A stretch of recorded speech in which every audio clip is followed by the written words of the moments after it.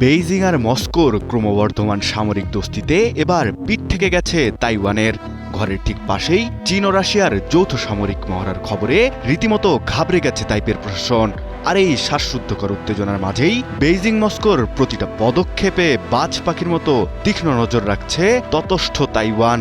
Dragon আর ভাল্লুকের এই যুগলবন্দি কি কেবল এই শক্তি প্রদর্শন, নাকি তাইওয়ানকে গিলে খাওয়ার চূড়ান্ত মহড়া?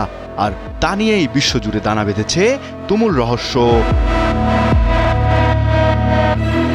পশ্চিমা বিশ্বকে কাঁপিয়ে দিয়ে চলতি মাসেই প্রশান্ত মহাসাগরে যৌথ মহড়া ও সামরিক টহলে নেমেছে বিশ্বের দুই মহাশক্তিশালী চীন ও রাশিয়া। জয়েন্ট সি 2026 নামের এই শ্বাসরুদ্ধকর সামরিক আয়োজনের কেন্দ্রস্থল চীনের কৌশলগত সামরিক বন্দর কিংদাও। বেইজিং একে শান্তি ও নিরাপত্তা রক্ষার মিশন দাবি করলেও তাইপের প্রশাসন একে দেখছে তাইওয়ানকে গিলে খাওয়ার চূড়ান্ত মহড়া হিসেবে। আর তাই তো তাইওয়ানের প্রশাসন ঘাবড়ে গিয়ে তীক্ষ্ণ নজর রাখছে এই মহড়ার ওপর। তাছাড়া এই মহড়ার মধ্য দিয়ে চীন কি বার্তা দিচ্ছে, কি পদক্ষেপ নিচ্ছে তাও খতিয়ে দেখছে তারা। আর সে কথা নিজেই বলেছেন তাইওয়ানের ন্যাশনাল সিকিউরিটি ব্যুরোর জেনারেল সাই মিং। তাছাড়া তাইওয়ানের চারপাশে এমন তৎপরতার বিপরীতে দেশটির এক শীর্ষ কর্মকর্তা জানিয়েছে, রাশিয়ার সাথে চীনের যৌথ মহড়াকে নিবিড়ভাবে পর্যবেক্ষণ করছে তাইওয়ান। তিনি বলেন, তাইওয়ানের জনগণই তাদের ভবিষ্যৎ নির্ধারণ করতে পারে।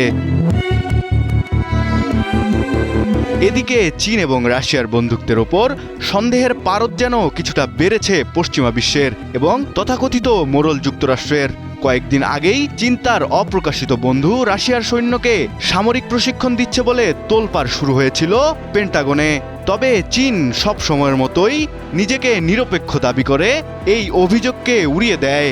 ঠিক কদিন পরেই সেই রাশিয়ার সাথেই মহড়ার ঘোষণা দিল ড্রাগনের দেশটি। আর তাতেই যেন এই দুদেশের মধ্যে আসলে কি চলছে তা ভেবে মাথা গোলমেলে হয়ে গেছে পশ্চিমাদের। এদিকে যুক্তরাষ্ট্রের সমর্থনে পুষ্ট হওয়া তাইওয়ানের এই মহড়ার খবরে সুখ নেই। এমনিতেই চীন সবসময়ই দাবি করে তাইওয়ান চীনের ভূখণ্ড, কিন্তু এই দাবি মানতে নারাজ তাইওয়ান। প্রথম থেকেই এই দাবির তীব্র বিরোধিতা করে আসছে তাইওয়ান। তার মধ্যেই নিজের শক্তি জানান দিতে নিরাপত্তার খাতিরে পশ্চিমাদের জম রাশিয়ার সাথেই এই মহড়ার ঘোষণা দিল চীন। রাশিয়ার রাষ্ট্রীয় সংবাদ সংস্থা জানিয়েছে, রাশিয়ার প্যাসিফিক ফিল্টারের একটি ক্রুজার, একটি করভেট, একটি ডিজেল ইলেকট্রিক সাবমেরিন এবং একটি উদ্ধারকারী জাহাজ মহড়ায় অংশ নিতে ইতোমধ্যেই চিংদাওয়াতে পৌঁছেছে।